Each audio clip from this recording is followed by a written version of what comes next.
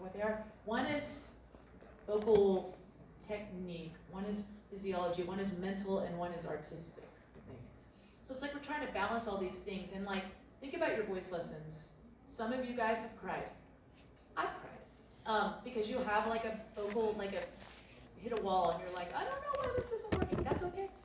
Or all your personal stuff comes out because singing something is making you, oh my gosh, I have this insecurity because of, it just comes out. I mean, we've got to deal with the mental stuff. That's a huge part of singing and of teaching singing. Most of the problems or the issues are mental, really. I mean, 99%. Yeah, I mean, like mental blocks because of something that you think about your voice or, so we try to work through that. And then obviously vocal technique and physiology. It's a uniqueness or artistry. That's something that a lot of voice teachers don't do. They're very, all we're gonna do is this. We are very into vocal technique, but we also want to develop your artistry. So these are all what we're trying to do for you guys, and I hope that you're getting that from your lessons. I think we all tried with every student, especially the ones that were out there performing, to encourage them to tell their story in their voice. Yes. Well, the way Greg Enriquez, he was really my favorite guy to work with. Yeah, he The was last awesome. thing he said to me, he talked about the mental thing, was get out of your own way. Thanks, Greg. It was more like painting with your voice. So you could be a, bold, acrylic painter. You can be a watercolor painter. So it's giving you those tools, and then you decide what you want to paint. You decide how you want it to come across. It's not a method. It's a style. Yeah, I'm just kind of curious, like, of you vocal students, who feels like you've discovered something different about your voice since you've been here that you didn't know? Me. Really, Sean? Oh, am I vocal student? I mean, you've taken voice, haven't you? Oh, yeah.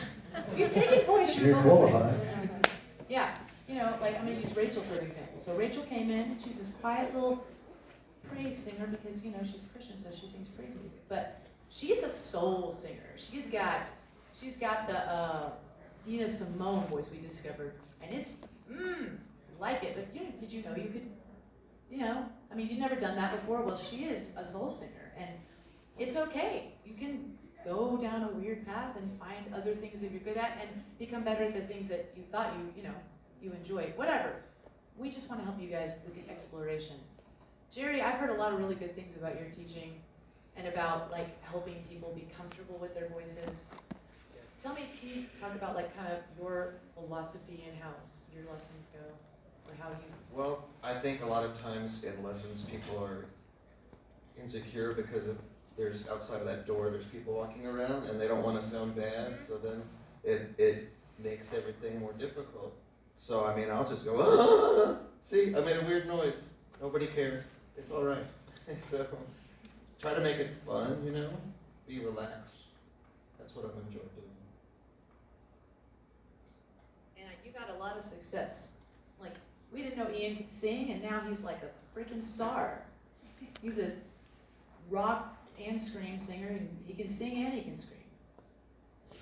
Great That's student. neat. And now a voice major. Yes, and we love that. And I really do believe, like Carrie said, we have had some students that were very difficult, but honestly, some of them were not difficult, like as in their personality, but they had difficult issues to overcome.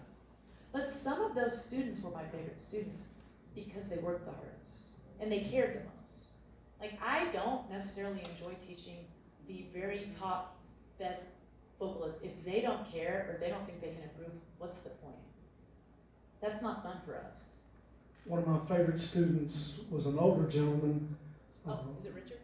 No, this he was way before Richard. This guy, he was retired, loved bluegrass music.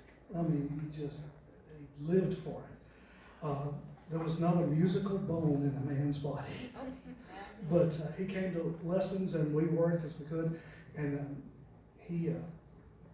I was asking him how his ensemble class was going. And I said, so Harry, how's your ensemble class going? And he said, I'll tell you what, man, those young kids, they can pick faster than I can listen. Well, that's a hard class. Oh, yeah, yeah. Cheyenne's in it. That's different for you, isn't it? Rock guy, he's in bluegrass, which is awesome. Picked it. No, but I think that's great. Well, they use mandolins on Spinal Tap. For Stonehenge. I mean, Jay, you've had every kind of student to me. I mean, I've seen every genre, every level. What do you think? Like, what has been your takeaway from that? The main takeaway to me as a voice, just being a voice teacher, is that it's kind of like Greg Enriquez was like this. Everybody has a voice, and even if you don't ever get around to really being any good at using it, so what? If you like to use it, and you want to learn more about using it, then people should be committed to letting you figure that out. And that's just one of the really coolest things about being here. You know, I was a choir boy. I never even thought about taking voice lessons, let alone teach voice lessons. You know, and I had my background, and I was in junior high school choir. I didn't know you were in choir. Yeah, I knew you were a band kid. I was a band. I can't say that word anymore. That's Oh, the band F and a choir C and a orc dork. And We didn't talk you can't say Jay, my favorite story that you've ever told is the one where you were a composition major. And Oh, that. I remember God. that story. can you just tell it? Even That's though a it's great nothing to do